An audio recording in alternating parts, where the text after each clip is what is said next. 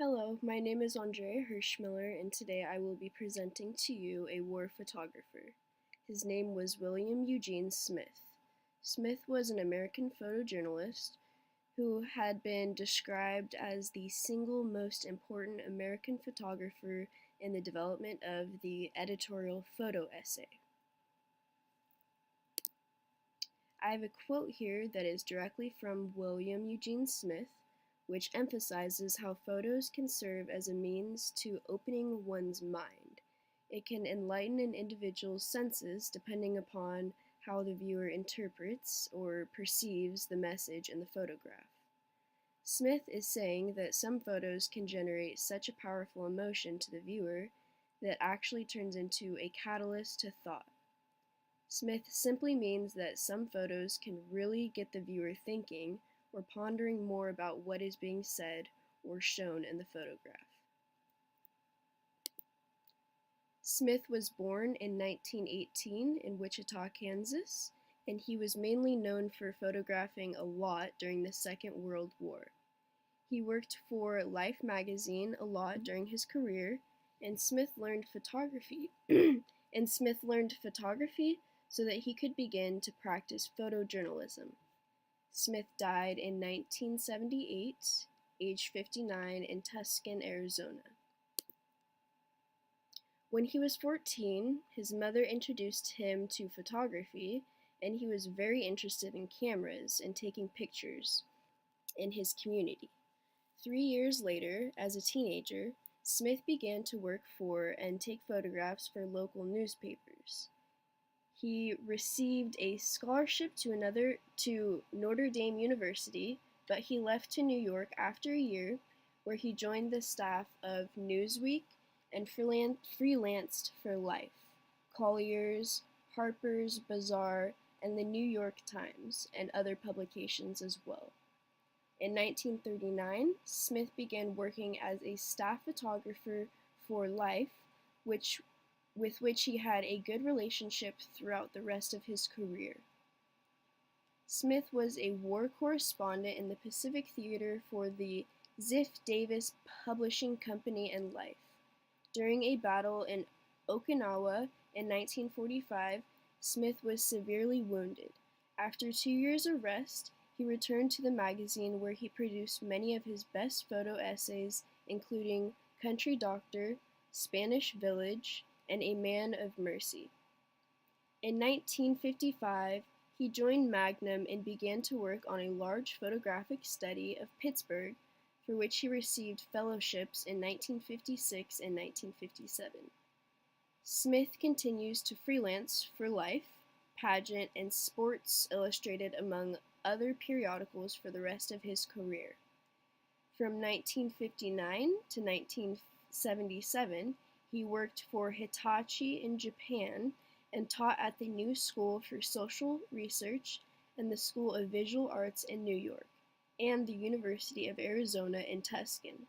His very last photo essay, Minamata, was completed in the 1970s, which depicted victims of mercury poisoning in a Japanese fishing village.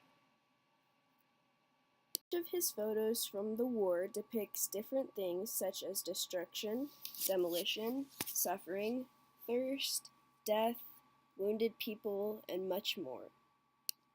He captured a lot of photos relating to the aftermath of battles or attacks on certain islands such as Saipan or Iwo Jima in Japan.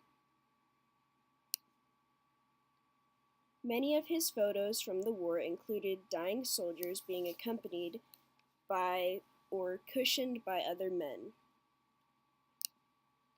His work depicts how desperate some men were to have just a sip of water during or after a hard battle. One of his most memorable works was a photograph of a dying infant, which was found in the mountains of Saipan, with a smashed skull, but still alive. Most of the war photos show men who were injured and in desperate need of medical attention. This photo was taken before an attack on the crew of the USS Bunker Hill aircraft carrier, and it shows the panic among all of the civilians. This photo was taken of the U.S. Navy Avenger fighter bomber dropping its load on the Marshall Islands occupied by the Japanese. This one shows how the U.S. fighter bombers were closing in on and moving toward the Saipan Island to make an attack on the Japanese. Smith took this photo during the Battle of Okinawa, which shows U.S. anti-aerial artillery. When Japanese planes attacked the USS Bunker Hill aircraft on November 11, 1943. This is when this photo was taken. Smith captures the moment when U.S. forces land on the beach of Iwo Jima in 1945 in this photograph.